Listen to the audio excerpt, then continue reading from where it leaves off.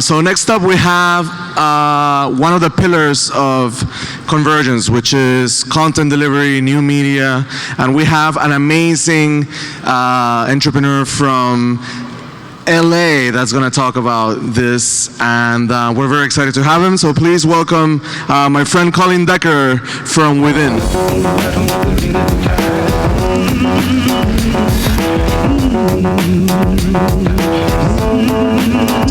So, can everyone hear me? Do we have the audio? There it is. So thank you very much. It's great to be here. I'm going to talk a little bit today about VR, and when I'm done speaking, hopefully you'll be able to make millions of dollars in VR. That's a joke, because no one is making millions of dollars in VR. So I'm going to just talk a little bit about my company. We're called Within. We're based in Los Angeles. We're primarily technology staffing, but we basically do three main things. We focus on distribution, technology, and content. Now there's a lot of folks in the immersive media space who touch on one or the other aspect of this, but we're fairly heavily invested across all three. We have a distribution platform across 10 applications and growing. These are platform agnostic, so we will have applications on consoles or mobile, anywhere. We have a large and fairly advanced technology team. We write our own software as well as using familiar tools like Unity or Unreal Engine. And we actually make content. We do have a studio, and our founders both have a pretty extensive background in content creation, both in traditional media, but importantly in technology and new media. And so for us, where these things come together is where that forms kind of a unique set of content that was uniquely enabled by technology that we've written, right? So that's just a quick little bit about Within. I think we have some videotape I want to show you as well, and then we'll get talking about VR.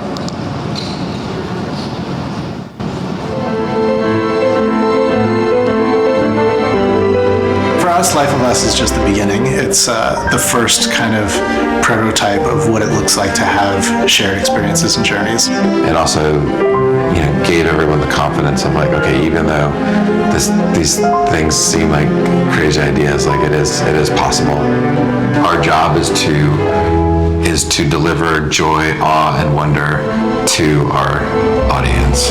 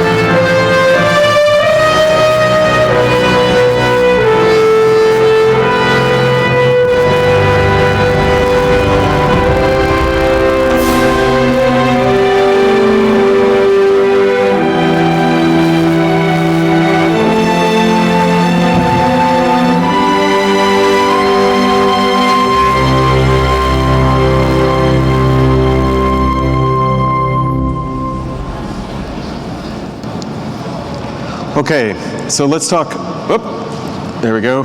So they asked me to do a keynote, and I'm going to be talking about the human element of virtual reality, of immersive media. But before I do that, it's important to actually talk a little bit about immersive media and the market in general right now, to understand what we're going to go through across the next 5 years and what the opportunity really is. So fundamentally, I don't think I have to sell anybody here that immersive media is going to be a big deal. It will transform just about everything. We certainly fundamentally believe that it will actually transform just about every industry, but more importantly, it'll transform the way we communicate, the way we relate, and the way that we understand things in the world. That is a very big statement. I think today, for the most part, there's a lot of focus on entertainment and media. When you tell your parents about VR, they sort of imagine people wearing headsets and watching TV. I think that's one of the smallest use cases. And that in 5 years, just about every category you see here is going to have its own specific way of using these technologies. So here's the deal with VR. You know, some of you may recognize this as the Gartner hype curve, but really what it says is anytime there's a really compelling technology innovation, it starts out with a whole lot of hype and attention, only to collapse into the trough of disillusionment. And it's at that point that actually things get very interesting, because content creators will always be passionate about creating content, and they'll continue creating content. And people who are passionate about making software, like we are, will continue to trudge forward, and eventually things start to click and you get liftoff. And that's how disruption takes place. And this is true across just about any category you can think of, whether it's technology in media, whether it's commerce, whether it's, you know, financial systems. This is usually what it looks like. Okay. This is the button. What's interesting about this is there's a button here that says laser, and I'm not sure if I actually hit this button if anybody gets hurt. Would you mind advancing this slide? It'd be great. Or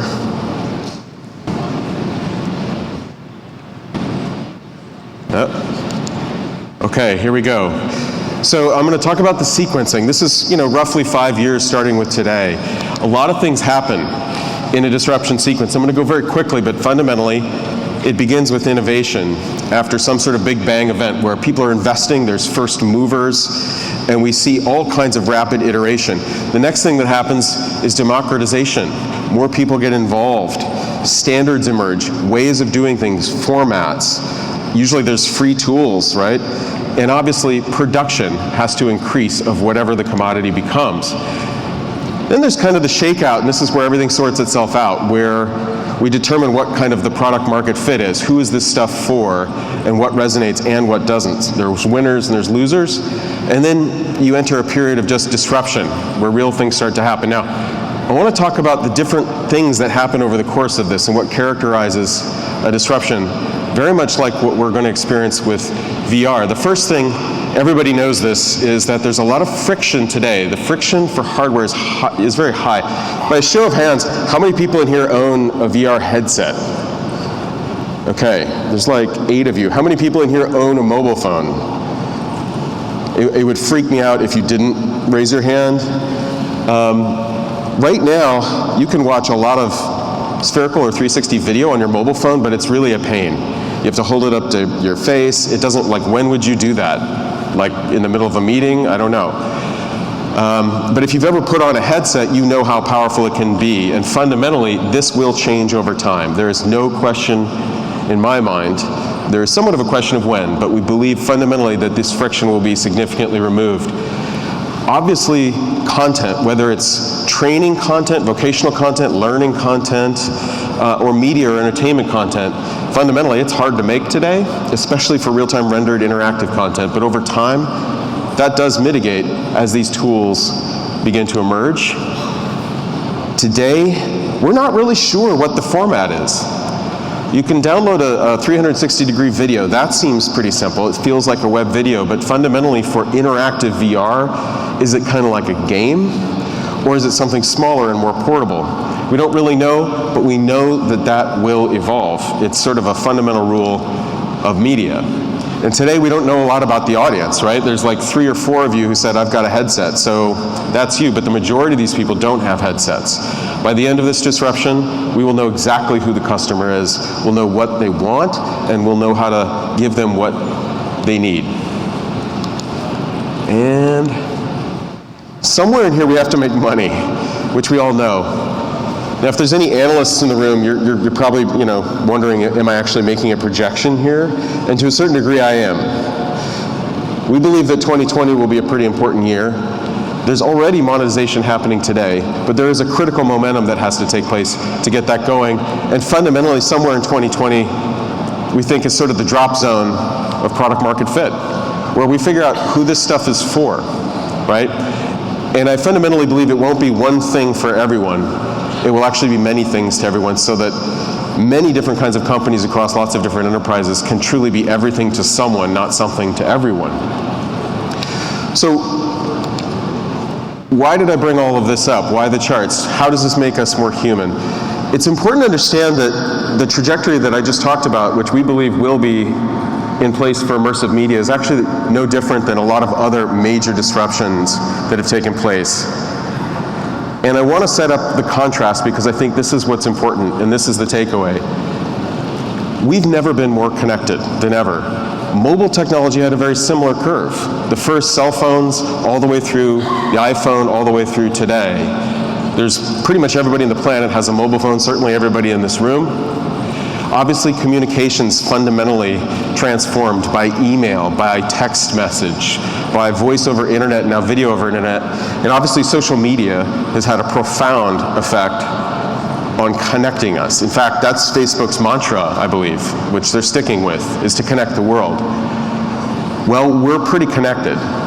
In fact, I'm so connected, I'm not sure I can take it anymore. At this point, for mobile, we are now entering a phase where we're working to manage overuse. In fact, today at Apple's Worldwide Developer Conference, they just opened up a whole range of features that are designed to help you control your screen because it's hard to control. At this point, there's actually a whole aftermarket for managing productivity because messaging and communications has gotten too overboard, right? Apps that help you sort your email. Gmail has a whole plugin ecosystem just to help you organize the incredible amount of stuff that you're getting by email. And social media has obviously been a pretty tough one lately. We're connected, but we're in bubbles, and those bubbles seem to be reinforcing themselves, and we're not really actually connecting at all. So here's how things can change with immersive media, and this is very important. Probably the most important thing I could tell you in the 15 minutes that we're going to have together is this. In the past, storytelling, any kind of experience design relied on the idea of suspension of disbelief. You had to commit yourself to believing into being there. Immersive media is fundamentally different. Virtual reality is belief. And it's this power that opens us up to a lot of stuff. Agency. Agency is simply the fact that when you get into a headset, even if you've got dinosaur hands, the minute you can move your hands and understand that you're in control of physical space, it massively deepens engagement and fundamentally commits you to the environment. Stories, therefore, become lived, not consumed or told. They become lived. And when you live stories, things like empathy, just like in the real world, aren't actually something you can choose to do or not to do. When you see something, when you experience something, you must feel with it in that moment. And this is probably the biggest piece, and it's coming, is the idea of shared experience. We imagine a world where VR is consumed alone in headsets in the dark, like Ready Player One or something like that. I don't think that that's the case. What we know and what we believe fundamentally is that shared experiences have an order of magnitude impact on everything I'm describing here. And it's actually the foundation of how we exist as human beings. This is how we naturally learn, this is how we talk, and it's how we relate. It's together. So that's the big opportunity. And frankly, all of these things together make us more human. And in this sense, technology can actually make human living more human. It's something that we believe in at our company. We're very heavily invested in. We've built a great deal of technology and tools around. And we also think it's something that we actually have to advocate. And so for all the entrepreneurs that are here today, anybody who's listening, I would say emphatically, you need to believe. You need to believe that using this technology in ways that will actually connect us more meaningfully and more deeply and make us more human is actually the best business plan you could possibly create. It will foster deeper connections with your customers, and it will actually take the internet to the place that it was always intended to go, that we're not quite there yet. So with that said, I'll leave you with this thought. Let's get it right, right? Anyone who's thinking about augmented reality, virtual reality, mixed reality, any kinds of immersive media, this is your chance to think about how to make this technology work for you and how to have this technology make human life more human. Thank you very much.